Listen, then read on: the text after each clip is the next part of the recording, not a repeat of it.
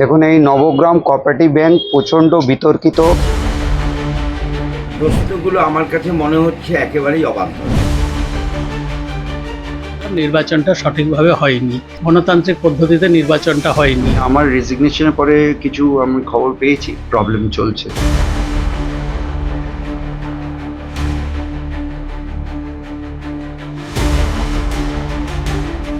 ব্যাংকের স্বজন পোষণ চলবে না, অগণতান্ত্রিকভাবে ব্যাংক পরিচালন কমিটিকে পদত্যাগ করতে হবে, এমনই পোস্টার কোন নগর নবগ্রাম জুড়ে।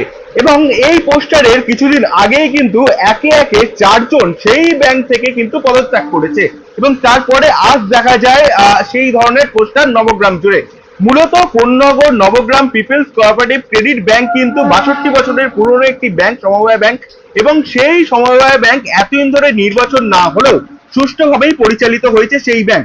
অভিযোগ, গত বছর নির্বাচন হয়েছে এবং সেই নির্বাচনে তৎকালীন সরকার অর্থাৎ তৃণমূল কংগ্রেস কিন্তু অগণতান্ত্রিক ভাবে সেখানে জিতেছিল। কোনোভাবে সেই ভোট বর্ষণ করেছিল তৃণমূল কংগ্রেসের পক্ষে বহু লোক, এবং তারপর থেকেই অভিযোগ উঠতে শুরু করে, বিভিন্নভাবে একনায়কতন্ত্র ব্যাংকে চলতে শুরু করে, সঠিকভাবে কাজের পরিকাঠামো ছিল না, এবং তারপরেই কিন্তু দেখা যায় ভাইস চেয়ারম্যান, কোষাধ্যক্ষ থেকে শুরু করে একে একে প্রায় 4 জন সেই ব্যাংক থেকে কিন্তু পদত্যাগ করে। এবং তারপর থেকেই আজ সকাল থেকে ব্যাংক চত্বর থেকে শুরু করে নবগ্রামে বিভিন্ন জায়গায় কিন্তু সেই ধরনের পোস্টার দেখা যায় এবং পোস্টারের লেখা থাকে যে একনায়কতন্ত্র চলবে না এবং অগণতান্ত্রিক ভাবে ব্যাংক যারা পরিচালন করছে তাদের কিন্তু পদত্যাগ করতে হবে। ব্যাংকে আপনিও রিজাইন করেছেন, পাশাপাশি আরো 3 জন রিজাইন করেছে, কারণটা কি? অ্যাকচুয়ালি আমার টোটালি হচ্ছে পার্সোনাল রিজন, যার জন্য আমি ফার্স্ট জুনে I have tendered my resignation as a vice chairman of the Nabagram cooperative bank. আর বাকিদের তো তারা নিশ্চয়ই আপনারা তাদেরকেও ইন্টারভিউ করবেন এবং তাদের কাছ থেকে তাদের রিজনটা জানবেন যে কী কারণে তারা রিজাইন করেছে। আমি আমার পার্সোনাল রিজনে আমি রিজাইন করে দিয়েছি। ব্যাংকে কি সঠিকভাবে কাজের পরিকাঠামো ছিল? দেখুন, কাজের পরিকাঠামো অবভিয়াসলি আমরা তো বেশি দিন হয়নি এসেছি, কিন্তু ততদিনে ঠিকঠাকই কাজ চলছিল। কিন্তু পরবর্তীকালে শুনেছি আমি যে আমি আমার রেজিগনেশনের পরে কিছু আমি খবর পেয়েছি যে between bank staff and the board directors তাদের মধ্যে একটা চলছে, প্রবলেম চলছে, ফাংশনিং হচ্ছে না ব্যাংকটা ঠিক মতো। এইটুকুনি আমি জানতে পেরেছি। বাকিদের একটা অভিযোগ থেকে যাচ্ছে যে ব্যাংকের কোথাও একনায়কতন্ত্র চলছিল, তাই জন্যই তারা ছেড়ে বেরিয়েছে। আপনি কি কোনোদিন সেটা ফিল করেছেন কাজ করতে গিয়ে? না, অ্যাজ সাচ সেরকম না। আমি টোটালি আমার নিজের পার্সোনাল এতে কজে আমি রিজাইন করেছি। দেখুন, এই নবগ্রাম কোঅপারেটিভ ব্যাংক প্রচণ্ড বিতর্কিত ব্যাংক হয়ে দাঁড়িয়েছে। আমরা রিসেন্ট আমরা যে দেখলাম কোঅপারেটিভ ব্যাংকে যে ভোট হয়েছে, প্রায় বাইরে থেকে টিএমসি 1000 ছেলে নিয়ে এইখানে দরজা বন্ধ করিয়ে এখানে ভোট করেছে আর এইভাবে কমিটি গঠন করেছে। আমি বুঝতে পারছি না, এটা এক সময় সিপিএমের এটা গড় ছিল, এটা পার্টি অফিস বলা হতো, এটা ব্যাংক না। সিপিএম আমলে এটা পার্টি অফিস ছিল, আর টিএমসিও সেম ওই কাজ করেছে। আর টিএমসি এটাকে পার্টি অফিস আর এখানে দুর্নীতির আখড়া বানিয়ে রেখেছে। এখানে থেকে যা আমার কাছে খবর আছে, হোয়াইট ব্ল্যাক কি হয় ওইটাই এই কাজটা হচ্ছে এই ব্যাংকের। আপনি ওয়েট করুন, সময় আমরা মাননীয় আমাদের সাংসদ দীপাঞ্জন চক্রবর্তী মহাশয়কে আমরা জানাচ্ছি, আর আমরা এখানে ওরাম হলে প্রশাসক বসিয়ে দেবো। আপনার কি নতুন করে নির্বাচন চাইছেন?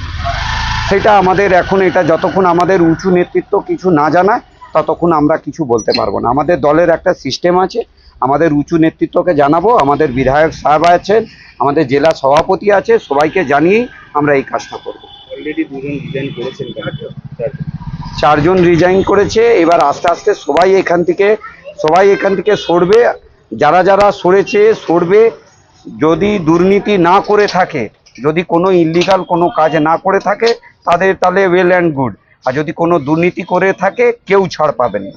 ব্যাংক যে প্রথমবার নির্বাচন হয়েছে, ভেবেছিলাম নির্বাচনটা সঠিকভাবে হওয়ার কথা ছিল, কিন্তু পরের দিকে দেখলাম নির্বাচনটা সঠিকভাবে হয়নি, গণতান্ত্রিক পদ্ধতিতে নির্বাচনটা হয়নি। কিছুটা জোট করেই ব্যাংকটা দখল করা হয়েছে। কারা দখল করবে? এই যারা নাকি এখন ব্যাংকের আমরা যে আছি সেখানে আমি জানতাম না যে এইরকমভাবে নির্বাচনটা হবে, কিন্তু পরবর্তী সময়ে নির্বাচনটা ওইরকমভাবেই হলো, যেটা নাকি কাম্য নয়। গণতান্ত্রিক পদ্ধতিতে যেইভাবে নির্বাচন হওয়ার কথা সেভাবে হয়নি। এটা কি পূর্বে শাসক দল ছিল সেখানে? শাসক দল তো সমর্থিত ছিলই, তৃণমূল কংগ্রেসের সমর্থনেই আমরা দাঁড়িয়েছিলাম। আমি তো ভেবেছিলাম বিগত বোর্ডে যে কাজটা হয়েছে, যে মানে উন্নতিপূর্ণ বা মানে অভূতপূর্ণ যে ভালো কাজগুলো হয়েছে, সেই কাজের প্রেক্ষিতেই আমরা ভোট চাইব লোকের কাছে এবং আমরা ভালোভাবে জিতব। কিন্তু বাস্তবে দেখা গেল সেটা হলো না।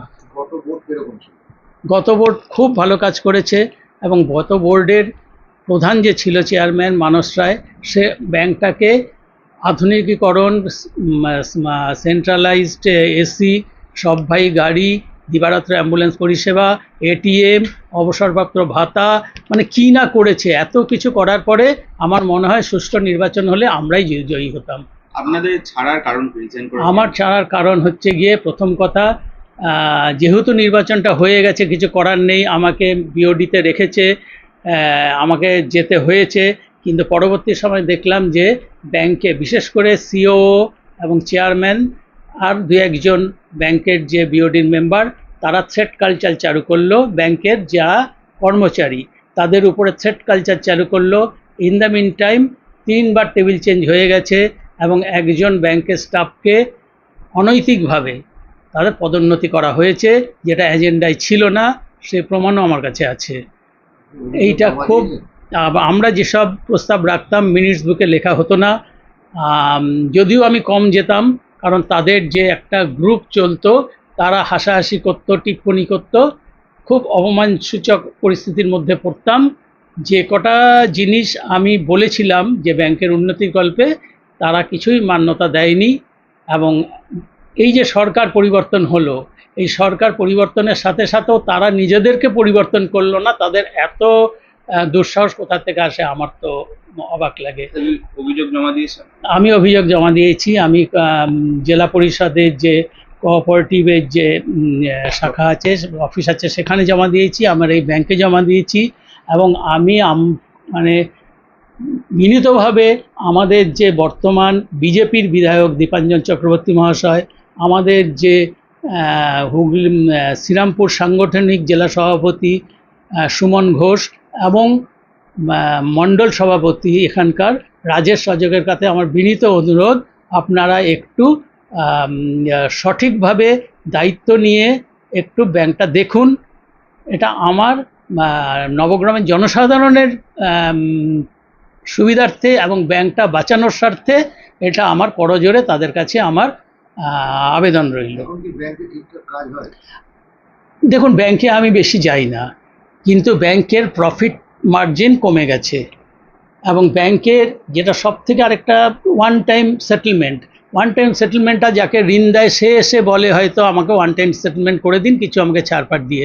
এখানে উল্টো পদ্ধতি হচ্ছে, যে নাকি একটা বাল্ক অ্যামাউন্ট ঋণ নিয়েছে তাকে ডেকে ব্যাংকের যে বিওডি আছে, চেয়ারম্যান থেকে শুরু করে সিইও করছে যে তারা তুমি ওয়ান টাইম সেটেলমেন্ট করে দেও। এর মধ্যে কোনো কিছু রহস্য আছে কিনা আমার জানা নেই, এটা আমার বুঝি না, কারণ আমি ব্যাংকিং সেক্টরের লোক না। কিন্তু আমার এগুলো একটু অসঙ্গতি মনে হয়েছে। আপনার নামটা বলুন। আমার নাম পার্থপ্রতিম দাস। আমাকে চেয়ারম্যান নির্বাচিত করেছিলেন আমাদের জেলা প্রেসিডেন্ট অরিন্দম গুইন এবং আমাদের যে ব্লক প্রেসিডেন্ট, আমাদের এখানে যে অঞ্চল প্রধান, কিন্তু কয়েকজন মিলে সেটাকে নস্যাৎ করে দিয়েছে। এইটাই আরও একটা অগণতান্ত্রিক পদ্ধতি। আমাকে বললে আমি হতাম না, কোনো অসুবিধা নেই, পদলোভ নেই। আমি চেয়ারম্যানকে বলেছি আপনি পদভিক্ষা দিতে চাইতে পারতেন, আমি আমাকে দান করতাম, কিন্তু যে পদ্ধতিতে করলেন সেটা খুব বালখিল্যতা হলো। Nabagram people's cooperative credit bank লিমিটেডের সেক্রেটারি হিসেবে আমার কাছে আজকে যে প্রশ্নগুলো এসেছে, প্রশ্নগুলো আমার কাছে মনে হচ্ছে একেবারেই অবান্তর। প্রথম কথা, আমি একনায়কতন্ত্রে বিশ্বাসী নই। আমি মনে করি একটা সংগঠনে সবাইকে নিয়ে পথ চলতে হয় এবং আমি সেইভাবেই সাংগঠনিক ভাবনা নিয়ে পথ চলি। এমন কোনো সিদ্ধান্ত ব্যাংকে হয়নি যে সিদ্ধান্ত এককভাবে সেক্রেটারি অথবা সিও নিয়েছেন। বোর্ড মিটিংয়ে আলোচনা করে আনইউনানিমাসলি সবটা রিজলভ করা হয়েছে। রেজলিউশনে নেওয়া আছে এবং বোর্ড অফ ডিরেক্টরস যারা আছেন তারা প্রত্যেকে বলবেন, তাদের উপস্থিতিতেই কিন্তু সিদ্ধান্ত নেওয়া হয়েছে এবং তাদের মতামতে। সেখানে সেক্রেটারি হিসাবে আমি কাউকেই কোনো কিছু চাপিয়ে না, সেক্রেটারি নয়, চেয়ারম্যানের ওপর দায়িত্ব দিচ্ছে। চেয়ারম্যান নিজেও একনায়কতন্ত্রে বিশ্বাসী নয়, তিনিও সবাইকে কাছে না পেলে ফোনে ডেকে নিয়ে তারপর আলোচনা করেন। ইতিমধ্যেই 4 জন পদত্যাগ করেছে এবং তারা না, বলছে 4 যে জন তাদেরকে করেনি। একঘরে করে দেওয়া হয়েছে। 4 জন করেনি, 2 জন করেছে। একজন সঞ্জীব গুহরায়। সঞ্জীব গুহরায় চিঠিতে এবং ওভার টেলিফোন আমাকে যেটা বলেছে এটা বাস্তব সত্য। সে উকিল মানুষ, তার পক্ষে সময় দেওয়া একদম সম্ভব হচ্ছে না। সঞ্জীব ওভার টেলিফোনেও আমাকে বলেছে, দাদা কিছু মনে করো না, আমি তো যেতে পারছি না, আমার পেশাগত কারণে আমাকে তোমরা এখান থেকে বাদ দাও, আমি রিজাইন দিলাম, তোমরা দয়া করে আমার রেজিগনেশনটা অ্যাকসেপ্ট করো। আরেকজন রিজাইন দিয়েছে পার্থ দাস। পার্থ দাস রিজাইন দিয়েছে। তার ভাবনায় হয়তো কিছু থাকতে পারে, তার ভাবনায় হয়তো কোনো সিদ্ধান্ত তার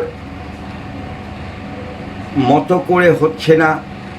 এখন আমার কাছে তো মেজরিটি মাস্ট বি গ্র্যান্টেড। 15 জন বোর্ড অফ ডিরেক্টর, তার মধ্যে একজন যদি সেই সিদ্ধান্তের বিপরীতে যায়, 14 জন একদিকে থাকে, তাহলে আমাকে তো 14 জনের কথাটাই গ্রহণ করতে হবে। এমন কোনো ব্যাংকের সিদ্ধান্ত হয়নি যে সিদ্ধান্ত পার্থ নিজে আপত্তি করেছে। আমার মনে পড়ে না কোনো মিটিংয়ে এরকম হয়েছে। তো যাই হোক, সেটা বাইরে কি রটছে আমি জানি না। কিছুদিন আগে বামপন্থীরা একটা ডেপুটেশন দিয়ে গেছিল। সেই ডেপুটেশনে তারা যা যা জানতে চেয়েছে নিশ্চয়ই প্রশ্নের উত্তর দেব। আমাদের কাছে প্রশ্নের উত্তর দিতে কোনো অসুবিধা নেই, কিন্তু তারা যে লেটার প্যাডটা দিয়েছে সেই লেটার প্যাডে কোনো রেজিস্ট্রেশন নাম্বার নেই, কোনো ঠিকানা নেই, শুধু ব্যাংক বাঁচাও কমিটি এই নাম। আমরা তাদের কাছে এটাই বলতে চেয়েছি যে একটা প্রপার লেটার প্যাডে তাদের জিজ্ঞাসা থাকুক, নিশ্চয়ই উত্তর দেব। কেন উত্তর দেব না?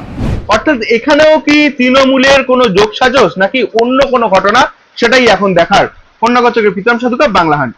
আরো ভালো ভালো খবর দেখতে সাবস্ক্রাইব করুন বাংলা হান্টের ইউটিউব চ্যানেল। বাংলা হান্টের আরো খবর দেখতে নজর রাখুন।